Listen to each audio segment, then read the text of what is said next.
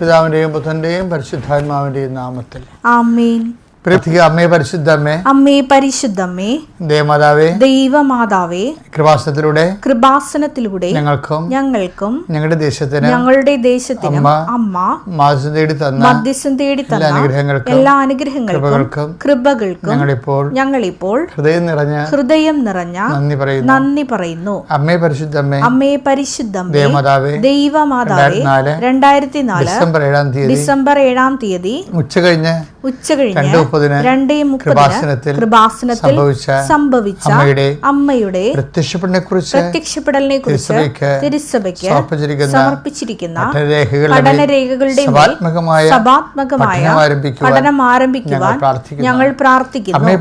അമ്മേ പരിശുദ്ധമ്മേ, ഭൂസ്വർലോകങ്ങളുടെ രാജ്ഞിയായ അങ്ങേയ്ക്ക് ഭൗമസംരക്ഷണത്തിനായി പ്രപഞ്ചപ്രകൃതിയെ തന്നെ തിരുസഭ പ്രതിഷ്ഠിക്കുവാൻ ഈ പ്രത്യക്ഷീകരണം വഴി ഇടയാക്കണമേ. പരിശുദ്ധമ്മേ, ജപമാല മാതാവേ, സകല കൃപാസനം പ്രാർത്ഥനകളോടും ചേർത്ത് ഞങ്ങളിപ്പോൾ പ്രാർത്ഥിക്കുന്ന ഈ കുടുംബത്തിന്റെ പ്രത്യേക നിയോഗം മക്കളെ.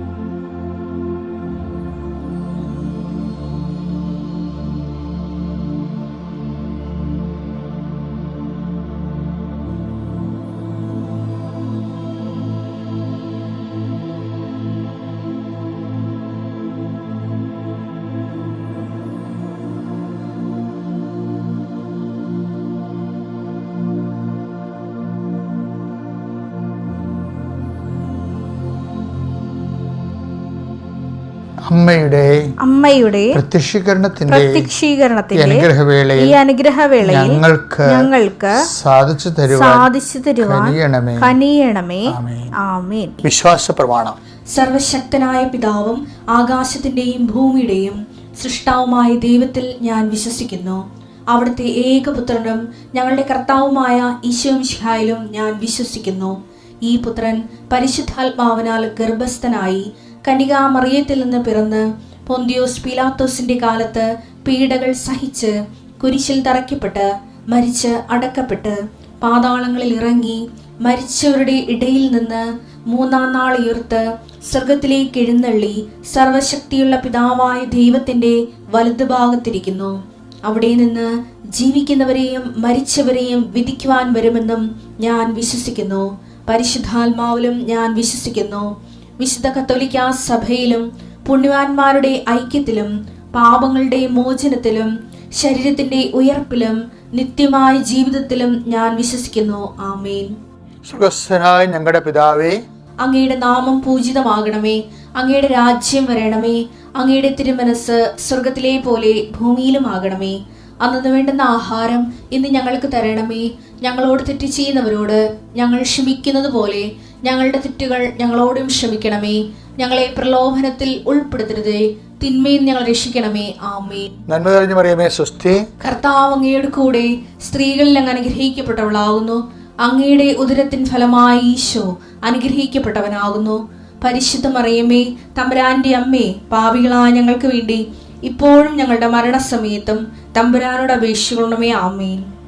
കർത്താവിന്റെ ഉന്നതമായ നാമത്തിന് സ്വസ്ഥം ചെയ്യുന്ന കർത്താവിന്റെ വിശുദ്ധ പൗരോഹിത്യത്തെ മഹത്വപ്പെടുത്തണമേ. കർത്താവ് സഭയിലുള്ള സാന്നിധ്യം പ്രകടമാക്കണം. 39 വർഷം ഞാൻ അർപ്പിച്ച കൃപാനയുടെ യോഗ്യതയാൽ കൃപാസ അൾത്താറെ ജീവനോടെ പ്രത്യക്ഷപ്പെട്ട പരിശുദ്ധമ്മയുടെ മാധ്യസ്ഥത്താൽ മെയ് 10 ഇന്ന് അങ്ങയുടെ മക്കൾ സഞ്ചരിക്കുന്ന വഴികളെ ഞാൻ ആശീർവദിക്കുന്നു. കർത്താവെ, ഓരോരോ ഉദ്യോഗത്തിന് വേണ്ടിയും ഓരോരോ ഉദ്യമങ്ങൾക്കായി മനസ്സ് വിഷമിച്ച് പോകുന്നവരുണ്ട്. സാമ്പത്തികമായ കാര്യങ്ങൾക്ക് വേണ്ടി പോകുന്നവരുണ്ട്. അവരെല്ലാം നീ സന്ധിക്കണം. കർത്താവ്, ഓരോരോ വ്യക്തികളോട് സംസാരിക്കാൻ വേണ്ടി പോകുന്നവരുണ്ട്. ആ വ്യക്തികൾ ഇവർക്ക് അനുകൂലമായി മാറാൻ വേണ്ടി കർത്താവിൻ്റെ അനുഗ്രഹം ഉണ്ടാകണം. മെയ് 10 ഡേറ്റ് പറഞ്ഞിട്ട് പൈസ കൊടുക്കാമെന്ന് പറഞ്ഞ ഡേറ്റുകളുണ്ടായി. മനസ്സമ്മതത്തിൻ്റെ ഡേറ്റ് വെച്ചിട്ടുണ്ട് ചില ആൾക്കാർ, ചിലർ വിവാഹത്തിൻ്റെ ഡേറ്റ് വെച്ചിട്ടുണ്ട്, ചിലർ വസ്തു കൈമാറ്റത്തിൻ്റെ ഡേറ്റ് വെച്ചിട്ടുണ്ട്, വസ്തു വാങ്ങിക്കുന്ന അഡ്വാൻസ് ഡേറ്റ് വെച്ചിട്ടുണ്ട്. ഇങ്ങനെ മെയ് 10 ഒത്തിരിയേറെ കമ്മിറ്റ്മെൻറ്റുകളുള്ളതാണ്. കർത്താവ് അതെല്ലാം ഇന്ന് പരീക്ഷ റിസൾട്ട് വരുന്ന ദിവസമായിരിക്കാം, ഇന്ന് ഏതെങ്കിലും ഒരു ഓഫർ ലെറ്റർ പ്രതീക്ഷിക്കുന്ന ദിവസമായിരിക്കാം. കർത്താവ് അങ്ങയുടെ മക്കൾ ഉത്കണ്ഠപ്പെടുത്തുന്ന എല്ലാ ഭാരങ്ങളിൽ നിന്നും, അവന് രോഗകരമായ അവസ്ഥകൾ, വല്ലാത്ത വേദന അനുഭവിച്ചുകൊണ്ട് പോകുന്നവരുണ്ട്, മക്കളില്ലാത്തവരുണ്ട്, മക്കൾ ലഭിച്ചിട്ട് പോലും സ്പോട്ടിങ്ങൊക്കെ ഉണ്ടായിട്ട് അവർ വല്ലാത്ത രീതിയിൽ മനസ്സ് വേദനിച്ച് ഭാരപ്പെട്ടിരിക്കുന്നവരുണ്ട്. ഓരോരോ കാര്യം ഓർത്ത്, വീട്ടിൽ സംഭവിച്ച ഓരോരോ സങ്കടകരമായ യാഥാർത്ഥ്യങ്ങൾ ഓർത്ത് എന്നാത്തിനായി ഇങ്ങനെ ജീവിച്ചു പോകണമെന്നൊക്കെ ഓർത്തിട്ട് വല്ലാത്ത രീതിയിൽ ആലോചിക്കപ്പെടുന്നവരുണ്ട്. അവിടെ മേലെല്ലാം കർത്താവിൻ്റെ രക്തം തളിക്കപ്പെടട്ടെ എന്ന് പ്രാർത്ഥിക്കുന്നു. എൻ്റെ കർത്താവിൻ്റെ ഉന്നതമായ നാമത്തിൽ, സഭയുടെ അധികാരത്തിൽ, കുരിശിൻ്റെ അടയാളത്തിൽ, ദൈവശക്തിയാൽ ഞാൻ നിന്നെ ആശീർവദിക്കുന്നു. പലപ്പോഴും നിങ്ങൾ ഓരോരോ വിഷയത്തിന്, ഇപ്പം ഞാനായാലും നിങ്ങളായാലും, ഇപ്പം ഞാനെന്ത് ചെയ്യും എന്നാണ് എപ്പോഴും ചിന്തിക്കുന്നത്. അല്ല അങ്ങനെയല്ലേ? അയ്യോ പരീക്ഷയ്ക്ക് മാർക്ക് കുറഞ്ഞാൽ ഞാനെന്ത് ചെയ്യും?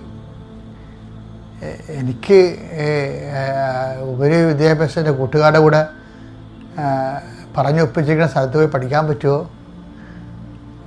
അവർ മാത്രം പോയി ഞാൻ ഇവിടെ നിന്നാൽ ഞാൻ എന്ത് ചെയ്യും? ഞാൻ എന്ത് ചെയ്യും? ഇപ്പം നമ്മുടെ പ്രാർത്ഥനയുടെയൊക്കെ എല്ലാത്തിൻ്റെയും പിന്നിൽ ഈ ഞാനുണ്ട്. ഈ ഞാനെ മാറ്റിയാൽ എനിക്ക് വേണ്ടി ദൈവം എന്ത് ചെയ്യും? മനസ്സിലായില്ല? അത് ആ രീതിയിലാണ് റീഫോർമാറ്റ് ചെയ്യാനാണ് പറഞ്ഞിരിക്കുന്നത് ബൈബിള്. എനിക്ക് വേണ്ടി ദൈവം എന്തെങ്കിലും ചെയ്യും എന്ന് ഒരു വിശ്വസിക്കുന്നിടത്ത് വെച്ചാണ് പ്രാർത്ഥനാ ജീവിതം തുടങ്ങുന്നത്. അപ്പോൾ അതുകൊണ്ട് തന്നെയാണ് ഞാൻ വെട്ടിക്കളയാൻ വേണ്ടിയാണ് പറയണത്, കർത്താവിൻ്റെ തിരുസന്നിധിയിൽ നിങ്ങളെ എളിമയോടെ വിനയത്തോടെ നിൽക്കണമെന്ന് പറയണത്. അപ്പം അതനുസരിച്ച് തന്നെ നമ്മൾ ഓരോരോ കാര്യത്തിനും ദൈവം എനിക്ക് വേണ്ടി ചെയ്യും, എനിക്ക് വേണ്ടി പ്രവർത്തിക്കും. അപ്പം അങ്ങനെ ചിന്തിക്കുകയാണെങ്കിൽ സ്വാഭാവികമായിട്ടും ഇതിൻ്റെ മുഴുവൻ റിസ്ക് നീ സ്നേഹിക്കുകയും വിശ്വസിക്കുകയും ആശ്രയം അർപ്പിക്കുകയും ചെയ്യിക്കണ ദൈവത്തിലാകും. അപ്പം അതുകൊണ്ട് പ്രാർത്ഥനാ ജീവിതത്തിൽ ഈ പ്രാർത്ഥനാപരമായ ഒരു എളിമയുണ്ട്. 1 വായിച്ചേ. ദൈവത്തിന്റെ ശക്തമായ കരത്തിന്റെ കീഴിൽ നിങ്ങൾ താഴ്മയോടെ നിൽക്കുക. അവിടുന്ന് തക്ക സമയത്ത് നിങ്ങളെ ഉയർത്തിക്കൊള്ളും. നിങ്ങളുടെ ഉത്കണ്ഠകളെല്ലാം അവിടുത്തെ ഏൽപ്പിക്കുവിൻ. അവിടുന്ന് നിങ്ങളുടെ കാര്യത്തിൽ ശ്രദ്ധാലുവാണ്. അപ്പം ഞാനെന്ത് ചെയ്യും എന്ന് ഇടയ്ക്കിടയ്ക്ക് ഇങ്ങനെ ഉദ്ദീപനം ചെയ്ത് ഉത്കണ്ഠ വലുതാക്കേണ്ട കാര്യമില്ല. ദൈവം എന്തെങ്കിലും ചെയ്തോളൂ എന്ന് പറഞ്ഞ് വിശ്വാസം അർപ്പിച്ച്, ഇങ്ങനെ വിശ്വാസം അർപ്പിക്കണമെങ്കിൽ എന്താ വേണ്ടെന്നറിയാവോ? ദൈവസ്നേഹമാണ്. ഇപ്പം ഈശോ പറഞ്ഞിട്ടില്ലേ, നിങ്ങൾ ഈ മലയോട് ഇവിടെ നിന്ന് മാറി, ഹൃദയത്തെ ശങ്കിക്കാതെ നിങ്ങളത് ഇവിടെ നിന്ന് മാറി കടലിൽ ചെന്ന് വീഴാൻ പറഞ്ഞാൽ അത് വീഴും. മർക്കോസിന്റെ സുവിശേഷം 11:23. സത്യമായി ഞാൻ നിങ്ങളോട് പറയുന്നു, ആരെങ്കിലും ഈ മലയോട് ഇവിടെ നിന്ന് മാറി കടലിൽ ചെന്ന് വീഴുക എന്ന് പറയുകയും ഹൃദയത്തിൽ ശങ്കിക്കാതെ താൻ പറയുന്നത് സംഭവിക്കുമെന്ന് വിശ്വസിക്കുകയും ചെയ്താൽ അവന് അത് സാധിച്ചു കിട്ടും. എല്ലാവർക്കും ഒരു ഉതപ്പുണ്ടാകുന്നൊരു വചനമാണ്. പിന്നെ മലയിൽ നിന്ന് മാറി മലയോട് പോയി കടലിൽ വീഴാൻ പറഞ്ഞാൽ വീഴും, ചുമ്മാ വീഴത്തില്ലെന്ന് പറയും. പക്ഷേ എന്താ അവിടുത്തെ പ്രശ്നം എന്ന് അറിയുക? മലയെന്ന് പറഞ്ഞാൽ എന്താണ്? ജീവിത തടസ്സങ്ങളാണ്. ജീവിതത്തിൽ വിദ്യാഭ്യാസ തടസ്സം ഉണ്ടാവും, ലോൺ കിട്ടാൻ തടസ്സം വരത്തില്ലേ? അപ്പോൾ ഇങ്ങനെ ജീവിതത്തിൽ ഓരോ തടസ്സങ്ങൾ വരും. ഇതിന് എന്താണ് മലയെന്ന് പറയണത്? അപ്പോൾ എന്ത് ചെയ്യണം? ഈ ഈ തടസ്സം മാറാൻ വേണ്ടി എന്ത് ചെയ്യണം? ഹൃദയത്തെ ശങ്കിക്കാതെ. അപ്പോൾ അവിടെയാണ് പ്രശ്നമായത്. അപ്പോൾ നമ്മൾ ഓർക്കും ശങ്ക എങ്ങനെയായാലും ഉണ്ടാകുമല്ലോ മനുഷ്യനെ. പിന്നെ എങ്ങനെ ശങ്കിക്കാതെ എന്ന് പറഞ്ഞാൽ എങ്ങനെയാണ്? ഇപ്പം ശങ്ക ഉണ്ടാകാതിരിക്കാൻ എന്താ മാർഗം എന്നറിയാവോ? ഹൃദയത്തെ ശങ്കിക്കാതെ എന്നല്ല പറയണത്. അപ്പം ഹൃദയമാണ് നമ്മൾ ടാർഗറ്റ് ചെയ്യേണ്ടത്. ഈ വിശ്വസിക്കണത് എന്താണ്? ഹൃദയത്തിലല്ലേ വിശ്വസിക്കണത്. ഇപ്പം യേശു കർത്താവാണെന്ന് ആധരം കൊണ്ട് ഏറ്റു പറയും. ദൈവം അവനെ മരിച്ചവെന്ന് ഉയർപ്പിച്ചെന്ന് ഹൃദയത്തിലാണ് വിശ്വസിക്കണം മനുഷ്യൻ, അല്ലേ? 10:9 റോമ 10:9 ആകയാൽ യേശു കർത്താവാണ് എന്ന് അധരം കൊണ്ട് ഏറ്റുപറയുകയും ദൈവം അവനെ മരിച്ചവരിൽ നിന്ന് ഉയർപ്പിച്ചു എന്ന് ഹൃദയത്തിൽ വിശ്വസിക്കുകയും ചെയ്താൽ നീ രക്ഷ പ്രാപിക്കും. ഹൃദയത്തെ ശങ്കിക്കാതെ എന്ന് പറയുമ്പോൾ വിശ്വാസത്തിന് വരാൻ സാധ്യതയുള്ള കൗണ്ടർ പാർട്ട് എന്താണ്? എതിർ ശക്തി എന്താണ്? സംശയമാണ്. അപ്പോൾ വിശ്വാസത്തിന് എതിരെ വരാൻ സാധ്യതയുള്ളത് മനുഷ്യൻ്റെ സംശയമാണ്. ഈ സംശയത്തെ എങ്ങനെ അതിജീവിക്കണത്? അത് സ്നേഹം കൊണ്ടാണ് അതിജീവിക്കണത്. മനസ്സിലായില്ലേ? 1 Corinthians 13:7 സ്നേഹം സകലതും വിശ്വസിക്കുന്നു. അതാണ് സംഭവം. സ്നേഹം സകലതും വിശ്വസിക്കുന്നു, സകലതും പ്രത്യാശിക്കുന്നു, സകലത്തെയും പ്രത്യാശിക്കുന്നു. അപ്പോൾ ഇവിടുത്തെ പ്രശ്നം വെച്ചാൽ ഈ സംശയത്തെ അതിജീവിക്കണം എങ്ങനെയാണ്? സകലത്തെയും അതിജീവിക്കുമെന്ന് പറയണല്ലേ. അപ്പം എങ്ങനെയാണ് അതിജീവിക്കണത്? സ്നേഹം കൊണ്ടാണ് അതിജീവിക്കണത്. ഇപ്പോൾ ഒരു അമ്മയുടെ എളിയിൽ ഒരു കുഞ്ഞിരിക്കണം. അപ്പോൾ അത് അവിടെ നിന്ന് കളിക്കുകയും ചിരിക്കുകയും ചെയ്തുകൊണ്ടിരിക്കുക, ഒരു പ്രശ്നവുമില്ല. പിന്നെ ഭക്ഷണം കഴിച്ചുകൊണ്ടിരിക്കും. നമ്മുടെ അരയിരുന്നുണ്ട്. കുഞ്ഞ് അതിൻ്റെ താഴേക്ക് നോക്കുമ്പോൾ അതിന് ആഴങ്ങളെക്കുറിച്ച് ചിലപ്പോൾ ഒരു തെങ്ങിൻ്റെ മുകളിൽ കയറിയിരിക്കുന്ന പോലെയുള്ള ആഴങ്ങളായിരിക്കും കുഞ്ഞിനെ സംബന്ധിച്ചിടത്തോളം താഴേക്ക് നോക്കുമ്പോൾ കാണുന്നത്. പക്ഷേ കുഞ്ഞ് അവിടെ നിന്ന് അതൊന്നും മൈൻഡ് ചെയ്യത്തില്ല. എന്താണ്? ഭയങ്കരമായ എൻ്റെ അമ്മേൻ്റെ താഴെ ഇടുകയോ ഇല്ലയോ എന്ന് കൊച്ചിന് സംശയമില്ല. സ്നേഹമാണ് ആ സംശയം മാറ്റുന്നത് കൊച്ചിൻ്റെ. പക്ഷേ കൈമാറിയൊന്ന് എടുത്ത് നോക്കി, ഒരു അപരിചിതമായ വ്യക്തിയൊന്ന് എടുത്തു നോക്കി, അപ്പം കൊച്ചിനെ നിലവിളിച്ച് വരും, കരച്ചിൽ വരും. അപ്പം ഇതിൽ വരുന്ന വെച്ചാൽ സംശയത്തെ നമ്മൾ വിശ്വാസത്തിൻ്റെ ഉള്ളിൽ എപ്പോഴും വരുന്ന ഈ മാങ്കാണ്ടിയുടെ അത് പുഴു എന്ന പോലെയാണ് ഈ വിശ്വാസത്തിൻ്റെ ഉള്ളിൽ സംശയം വരേണ്ടത്. അപ്പോൾ അത് ശരിക്കും പറഞ്ഞാൽ ഈ മാങ്ങാണ്ടിയുടെ പുഴു എങ്ങനെയാണ് വേണ്ടത്? അത് പൂവായിരുന്ന സമയത്ത് തന്നെ മുട്ടയിട്ട് പോകുന്നത് കൊണ്ടാണ് അതിൻ്റെ അകത്ത് നിന്ന് വളരണത്. ഇതുപോലെ വിശ്വാസത്തിൽ തന്നെയും, വിശ്വാസം രൂപപ്പെട്ട് വരുന്ന കാലത്ത് തന്നെയും സംശയങ്ങളും രൂപപ്പെട്ട് വരും. അതുകൊണ്ടാണ് ഈ നിങ്ങൾ കുഞ്ഞുനാളിലൊക്കെ പിള്ളേരെ വീട്ടിലിരുന്നുകൊണ്ട് നിങ്ങൾ മുതിർന്നവർ വിശ്വാസത്തിൻ്റെ കാര്യങ്ങളൊക്കെ സംസാരിക്കുമ്പോൾ കുഞ്ഞുങ്ങളെ കേൾപ്പിച്ചതൊന്നും സംസാരിക്കരുത്. കാര്യം എന്താണ്? അവർക്ക് അപ്പനും അമ്മയ്ക്കും സംശയമാണെങ്കിൽ പിന്നെ കുഞ്ഞുങ്ങൾക്ക് ഓട്ടോമാറ്റിക്കായി സംശയം ഉണ്ടാകും. അപ്പോൾ അവരുടെ പൂ വിരിഞ്ഞ് വരുമ്പോൾ തന്നെ ആ സംശയത്തിൻ്റെ കണിക അതിനകത്ത് വീഴും. അപ്പോൾ വളർന്നു വരുമ്പോഴും അവർ ആ വിശ്വാസത്തിലേക്ക് സംശയം ഉണ്ടാകും. യോഗ്യന്മാരെ തിരിച്ചറിയാൻ എപ്പോഴും യോഗ്യമായ തീരുമാനത്തിൽ എത്തുന്നവരെ മത്സരങ്ങൾ ഉണ്ടായിക്കൊണ്ടിരിക്കും. പക്ഷെ അത് ചിലപ്പോൾ ചില ആൾക്കാർ കയ്യാങ്കളിലൊക്കെ കൊണ്ടുപോകും. പക്ഷെ നമ്മളിതൊക്കെ കുഞ്ഞുങ്ങളെ ഇരുന്നുകൊണ്ട് കെട്ടിയിരുന്ന് വിളിക്കുമ്പോൾ കുഞ്ഞുങ്ങൾക്ക് ഓർക്കും ഇതൊക്കെ ചുമ്മാ ആയിരിക്കുമെന്ന്. അങ്ങനെയല്ല, ഇതൊക്കെ ലൈഫിൻ്റെ ഭാഗമാണ്. പക്ഷെ കുഞ്ഞുങ്ങളെ കേൾപ്പിച്ചതൊന്നും സംസാരിക്കരുത്. കാര്യം അവരെ എപ്പോഴും നമ്മൾ അവിടെ ഉള്ളിൽ, ഇപ്പോൾ ഈ മാങ്ങാണ്ടിടത്ത് എങ്ങനെ പുഴു വരുന്നത്? ഞാൻ നേരത്തെ നിങ്ങളോട് പറഞ്ഞില്ലേ, എന്താ വരുന്നത്? പൂക്കുമ്പോൾ തന്നെ പരാഗണത്തിലൂടെ വരുന്നതാണത്. അപ്പം ആ രീതിയിലുള്ള ഒരു അവസ്ഥ കുഞ്ഞുങ്ങൾക്കുണ്ടായിരിക്കാൻ വേണ്ടി നമ്മൾ പ്രത്യേകം ശ്രദ്ധിക്കണം. ദൈവം നമ്മളെ കാണാൻ വേണ്ടി നമ്മൾ ഉയരണം. ദൈവം കാണുന്ന രീതിക്ക് ഉയരണം.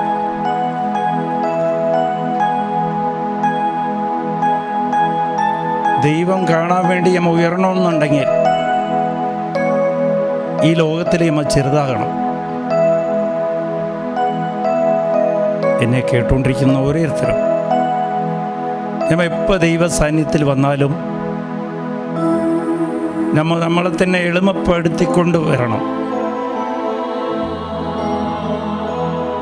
ദൈവം വാഗ്ദാനം തന്നിരിക്കുകയാണ്. ലൂക്ക 14:1 അവനെ താഴ്ത്തുമ്പോൾ അവൻ ഉയർത്തപ്പെടും. ദൈവത്തിൻ്റെ മുമ്പിൽ അവൻ ഉയർന്നവനായി കാണും, ദൈവം കാണുവാനെ. അപ്പം ഇപ്പോൾ നമ്മൾ ഇരിക്കുന്ന സ്ഥലത്ത് നമ്മളിപ്പോൾ മൊബൈലിലും ടി വിയിലും കണ്ടുകൊണ്ടിരിക്കുമ്പോൾ നിങ്ങൾക്ക് അനുഭവം കിട്ടും. ദൈവത്തിൻ്റെ എളിമപ്പെടുത്തുക, നിന്നെ തന്നെ നീ എളിമപ്പെടുത്തുക. പത്രോസ് ഈശോയുടെ ശക്തിയുള്ള പ്രവൃത്തി കണ്ടപ്പോൾ വല നിറയെ മീൻ കിട്ടിയപ്പോൾ അവൻ പ്രതീക്ഷിക്കാത്ത കാര്യങ്ങൾ അവൻ്റെ ജീവിതത്തിൽ നടന്നപ്പോൾ ഈശോനെ കണ്ട ഉടനെ പത്രോസ് ചെയ്തത് അവൻ്റെ പാവങ്ങളെ ഏറ്റുപറഞ്ഞ് മുട്ടിപ്പേ നിന്ന്, ഈശോയെ ഞാൻ പാവിയാണ്. ആ ഒരു മനസ്സ് നമുക്കുണ്ടാകണം. ദൈവത്തിൻ്റെ മുമ്പിൽ വരുമ്പോൾ ആദ്യം നമ്മൾ ചെയ്യേണ്ടത് നമ്മളെ എളിമപ്പെടുത്തിക്കൊണ്ട് മുട്ടിപ്പേ നിന്നുകൊണ്ട്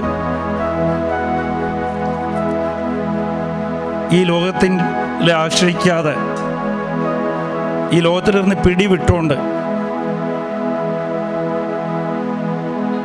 നിൻ്റെ സമ്പത്തായിരിക്കാം, സുഹൃത്തുക്കളായിരിക്കാം, നമ്മൾ അഹങ്കാരത്തെ വിട്ടുകൊണ്ട് പത്രോസിനെ പോലെ മുട്ടിപ്പ് നിന്ന്, ഈശോയെ ഞാൻ പാവിയാണ്, ഞാൻ പാവിയാണ്, നിന്നോട് ഞാൻ പാവം ചെയ്തു പോയി. നമ്മളെ പാവങ്ങളെ ഏറ്റു പറഞ്ഞുകൊണ്ട് ദൈവത്തിൻ്റെ മുമ്പിൽ സ്തുതിക്കാമോ? യോഗം നമ്മൾ പ്രാർത്ഥിച്ചായിരുന്നു. ഈശോ അന്നും എന്നും പറയുന്ന ഒരു വാക്കാണ്, മകനെ മകളെ,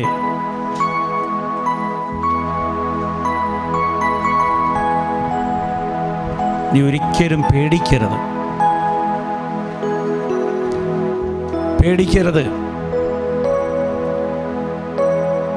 ഞാൻ നിൻ്റെ കൂടെയുണ്ട്.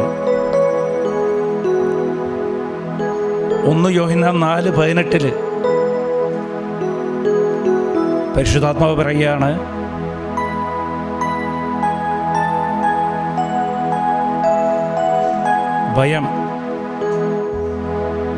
ഭയത്തിന് സ്നേഹത്തിലേക്ക് സ്ഥാനമില്ല. സ്നേഹം എന്ന് പറയുന്നത് ദൈവമാണ്. നമ്മുടെ ജീവിതത്തിൽ പല പ്രശ്നങ്ങളുണ്ടാകാം. പക്ഷെ ഈശോയുടെ കൽപ്പനയാണ്, നീ ഭയപ്പെടരുത്. മാർക്ക് 6:50 കടലില് ശിഷ്യന്മാർ പേടിച്ചപ്പോൾ, കൊടുങ്കാറ്റ് വന്നപ്പോൾ അവർ പേടിച്ചപ്പോൾ, പേടി എന്ന് പറയണത് നിന്നെയും ദൈവത്തെയും അത് അകൽച്ചയുണ്ടാക്കും.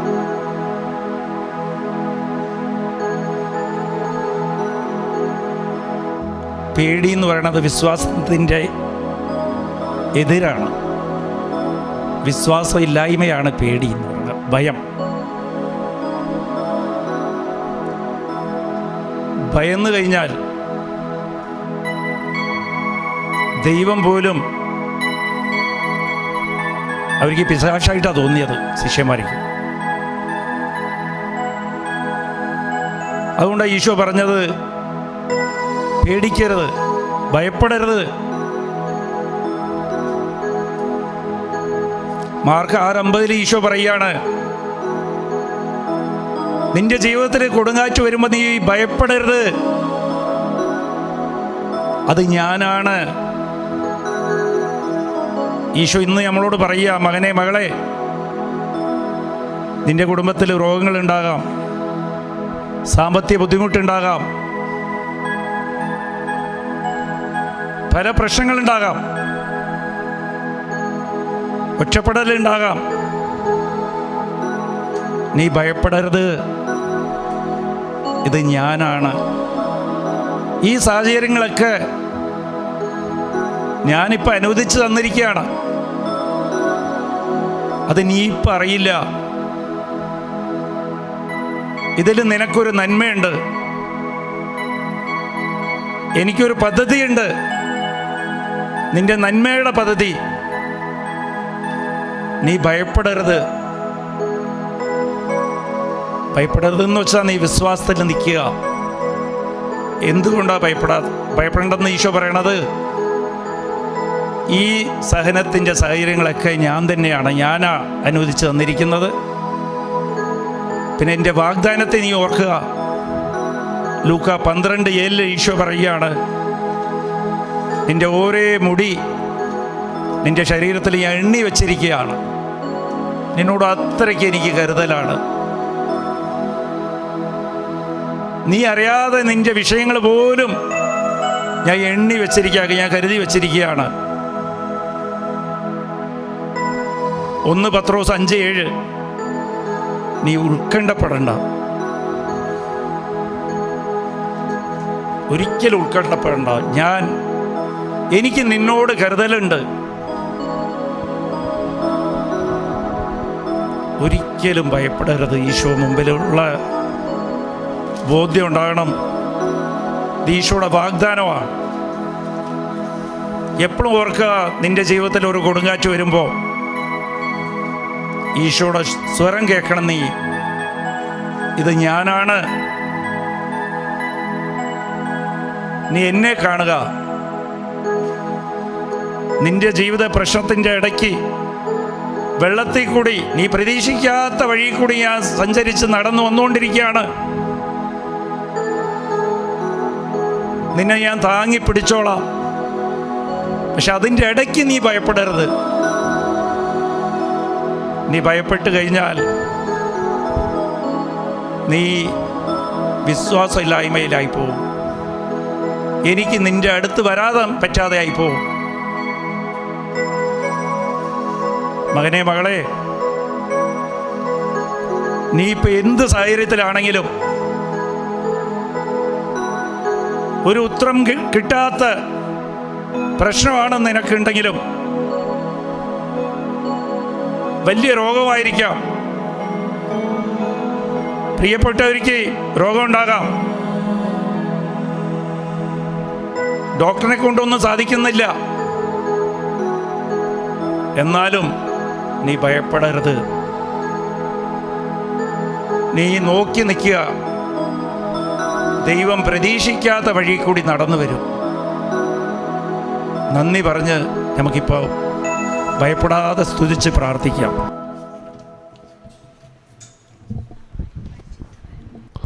രണ്ടാം ദിവസം പരിശുദ്ധ മാതാവ് എലീശ ഗർഭിണിയായ വിവരം കേട്ടപ്പോൾ ആ പുണ്യവതി ചെന്നിട്ട് 3 മാസം വരെ അവൾക്ക് ശുശ്രൂഷ ചെയ്തു നമ്മൾ ധ്യാനിക്കുക. അമ്മേ കൃപാസന പ്രസാദപര മാതാവേ, ഇന്ന് ഫോണിലൂടെ രണ്ടാം രഹസ്യത്തിൽ പ്രാർത്ഥനാ സഹായം ആവശ്യപ്പെട്ടിരിക്കുന്ന എല്ലാ മക്കളെയും തിരുമുമ്പിൽ സമർപ്പിച്ചുകൊണ്ട് ലിസിയിൽ നിന്ന് എടുക്കേണ്ട പ്രാർത്ഥിക്കാനുള്ള കൃപ ലഭിക്കുന്നതിന്, ജോമോൻ കോതമംഗലം മദ്യപാനം മാറുന്നതിന്, സബിത കുമ്പളങ്ങി ഭർത്താവിൻ്റെ മദ്യപാനം മാറുന്നതിന്, പ്രിയ തൃശ്ശൂർ സഹോദരൻ ജാമ്യം ലഭിക്കുന്നതിന് വേണ്ടി, ഷാൻഡി കട്ടപ്പന ആരോഗ്യമുള്ള കുഞ്ഞിന് ലഭിക്കുന്നതിന്, കർമ്മിലയർത്തുങ്ങൾ മകനെ പ്രാർത്ഥിക്കൊണ്ട് മടി മാറുന്നതിന് വേണ്ടി, ജയ മാത്യു ആലപ്പുഴ മകൻ്റെ വിവാഹം നടക്കുന്നതിന്, അമ്പിളി മാനന്തവാടി ഭർത്താവിൻ്റെ 22 വർഷക്കാലമായ മദ്യപാനം മാറുന്നതിന്, റജി ഡാനിയൽ കൊട്ടാരക്കര വിവാഹം നടക്കുന്നതിന് ജോലി ലഭിക്കുന്നതിനും വേണ്ടി, മോളി മലപ്പുറം അന്നേപ്പം പ്രോഗ്രാമിൽ ദൈവം സർപ്പിച്ചതിൻ്റെ ഫലമായി രോഗസൗഖ്യം ലഭിച്ചതിന് വേണ്ടി നന്ദി പറയുന്നു. ഗ്ലാൻസി സേവ്യർ എറണാകുളം ഭർത്താവിൻ്റെ മാനസാന്തരം കുടുംബസമാധാനത്തിന് വേണ്ടി പ്രാർത്ഥിക്കുന്നു. അക്ഷയ് കോഴിക്കോട് വിവാഹം നടക്കുന്നതിന് വേണ്ടി പ്രാർത്ഥിക്കുന്നു. റിയോൺ തങ്കച്ചൻ വയനാട് വിവാഹം നടക്കുന്നതിനായി, ഷീന സാജൻ മഹാരാഷ്ട്ര ഭർത്താവിൻ്റെ മദ്യപാനം പുകവലിയും മാറുന്നതിന് വേണ്ടി സാമ്പത്തിക പ്രശ്നങ്ങൾ മാറുന്നതിനായി പ്രാർത്ഥിക്കുന്നു. ലിസി പൂനായി മകൻ്റെ പിണക്കം മാറുന്നതിന് വേണ്ടി പ്രാർത്ഥിക്കുന്നു. അഖിൽ കരുനാഗപ്പള്ളി ഭാര്യയുമായി സ്നേഹത്തിൽ ജീവിക്കുന്നതിന് വേണ്ടി പ്രാർത്ഥിക്കുന്നു.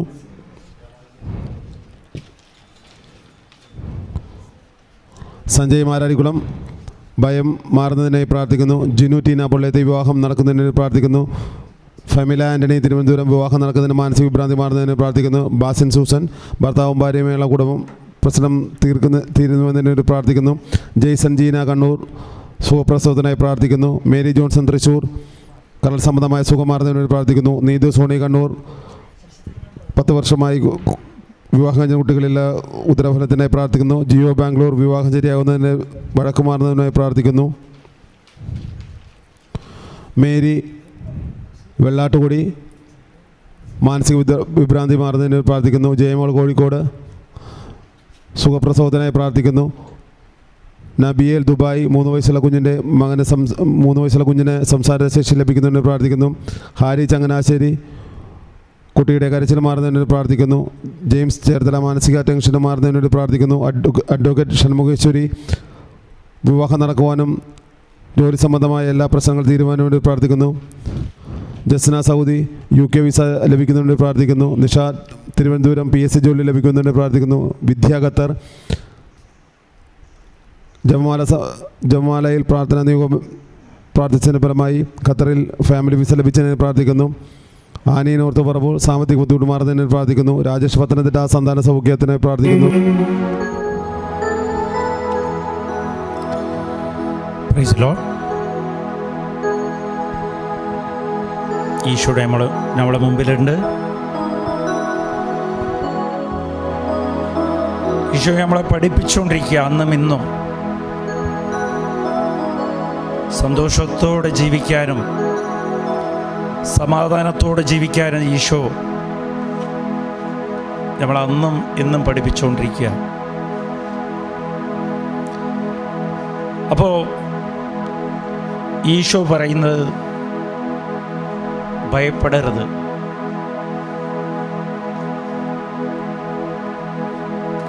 നമുക്ക് എന്തുകൊണ്ടാണ് ഈ ഭയമുണ്ടാകുക? ഭയത്തിൻ്റെ കാരണം എന്താ?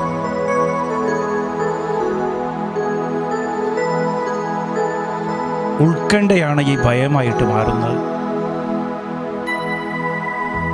ഈശോ ലൂക്ക 12:22 പറയുക,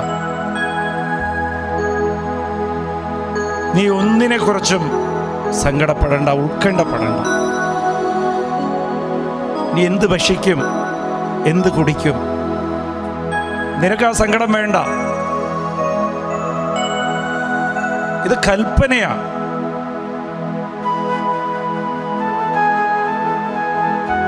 ഇത് കമാൻഡ്മെന്റ്, കൽപ്പനയാണ്.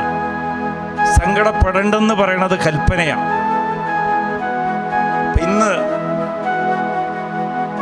നമ്മൾ ആരെങ്കിലും എന്തെങ്കിലും വിഷയത്തെ ഓർത്ത് ഉത്കണ്ഠ ഉണ്ടെങ്കിൽ നമ്മൾ കൽപ്പന ലംഘിച്ചിരിക്കുക. ദൈവത്തോട് അനുദപിച്ച് പ്രാർത്ഥിക്കണം.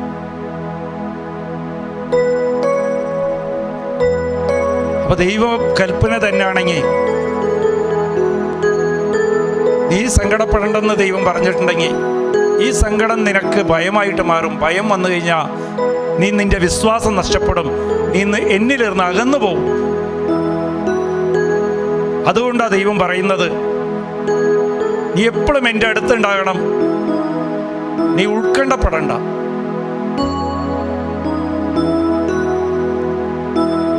അതിനൊരു മാർഗം ദൈവം തന്നെ പറഞ്ഞിട്ടുണ്ട്. മാർക്ക് 11:24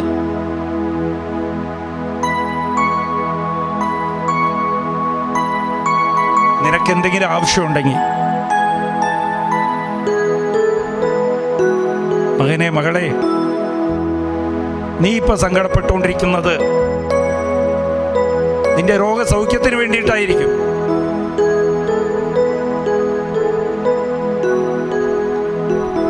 സാമ്പത്തിക ബുദ്ധിമുട്ടിന് വേണ്ടിയിട്ടായിരിക്കും. മക്കളുടെ കല്യാണത്തിനായിരിക്കാം. ഭവനത്തിന് വേണ്ടിയിട്ടായിരിക്കാം. ജോലിക്ക് വേണ്ടിയിട്ടായിരിക്കാം, പിരിഞ്ഞിരിക്കുന്ന കുടുംബം വീണ്ടും ഒന്നിപ്പിക്കാൻ വേണ്ടിയിട്ടായിരിക്കാം. ഇതെല്ലാം നീ എൻ്റെ അടുത്ത് വിശ്വാസത്തോടെ ചോദിക്കുക. എങ്ങനെയാ വിശ്വസിക്കേണ്ടത്? നീ ചോദിക്കുമ്പോൾ നിനക്കത് ലഭിച്ചു കഴിഞ്ഞെന്ന് നീ വിശ്വസിക്കുക. അപ്പം ഇവിടെ ഈശോ പറയാം, നിന്നിൽ വിശ്വാസം ഉണ്ടാകണം. രണ്ടാമത്തത് മാർക്ക് 11:25 പറയാണ്, നീ എന്നോട് ചോദിക്കുന്നതിന് മുമ്പ് നിനക്ക് ആരോടെങ്കിലും നിനക്ക് വിഷമമുണ്ടെങ്കിൽ, നിന്നോട് ആരെങ്കിലും പാപം ചെയ്തിട്ടുണ്ടെങ്കിൽ നീ അവരെ ക്ഷമിക്കുക. ഈശോ ആദ്യം പറഞ്ഞ്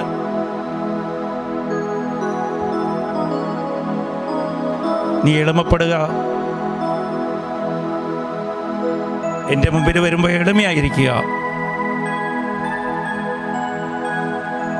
നിന്റെ പാവങ്ങളെ തിരിച്ചറിയുക, നീ ചെയ്ത പാവത്തെ തിരിച്ചറിഞ്ഞ് അനുദപിക്കുക എൻ്റെ മുമ്പിൽ വരുമ്പോൾ, പത്രോസ് ചെയ്ത പോലെ. അത് കഴിഞ്ഞ് ഈശോ പറയാണ്,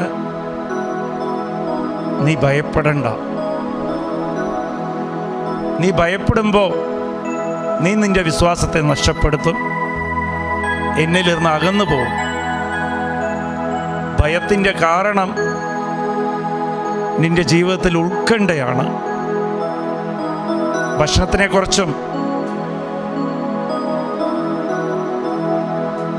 വസ്ത്രത്തെക്കുറിച്ചും പല കാര്യത്തെക്കുറിച്ച് നിനക്ക് ഉത്കണ്ഠയാണ്.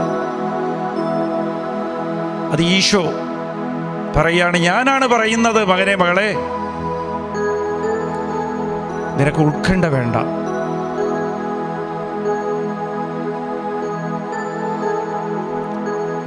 അപ്പൊ നീ എന്ത് ചെയ്യണം? നിനക്ക് ആവശ്യമുള്ളതൊക്കെ എന്നോട് ചോദിക്കുക. എളിമപ്പെട്ടുകൊണ്ട് മുട്ടിപ്പേ നിന്ന് നിന്റെ പാവങ്ങളെ ഏറ്റുപറഞ്ഞ് എന്നോട് ചോദിക്കുക. അതിൽ 2 കാര്യം നിനക്ക് ആവശ്യമുണ്ട്. ഒന്ന് വിശ്വാസം, 2 നീ ക്ഷമിക്കണം.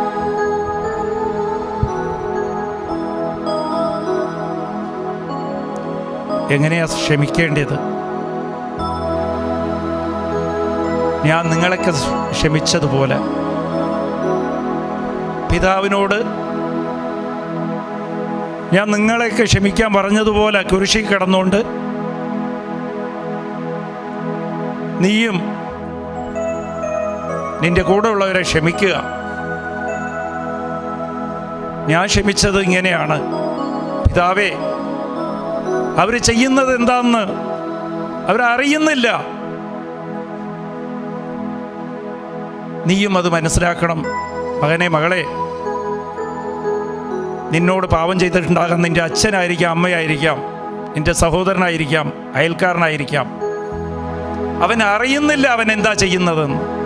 അവനോട് ക്ഷമിക്കുക. നീ അവനെ ക്ഷമിക്കുമ്പോൾ എനിക്ക് നിന്നെ തൊടാൻ പറ്റും, തൊടാൻ സാധിക്കും. അവനെ ക്ഷമിക്കുക. ഇപ്പം എല്ലാവരെയും ഈശോയുടെ മുമ്പിലിരിക്കുമ്പോൾ നമുക്ക് ഈശോ ഓർമ്മപ്പെടുത്തി തരും. ചെറുപ്പം തൊട്ട് നമ്മൾ ക്ഷമിക്കാതെ സൂക്ഷിച്ചു വെച്ചിട്ടുള്ള പലരും ഉണ്ട് നമ്മളെ ഹൃദയത്തിൽ. അവരെല്ലാം ഇപ്പോൾ ഈശോയുടെ മുമ്പിൽ ആരാധിക്കുമ്പോൾ ഓരോരുത്തരെയും നമുക്ക് ക്ഷമിക്കാൻ ഈശോ ക്ഷമിച്ചതുപോലെ. അവർ ചെയ്യുന്നത് എന്താണെന്ന് അവരറിയുന്നില്ല. അത് പറഞ്ഞ് നമുക്ക് ക്ഷമിച്ചുകൊണ്ട് ഈശോയോടത്ത് അവർക്ക് വേണ്ടി പ്രാർത്ഥിക്കാം, സ്തുതിക്കാം.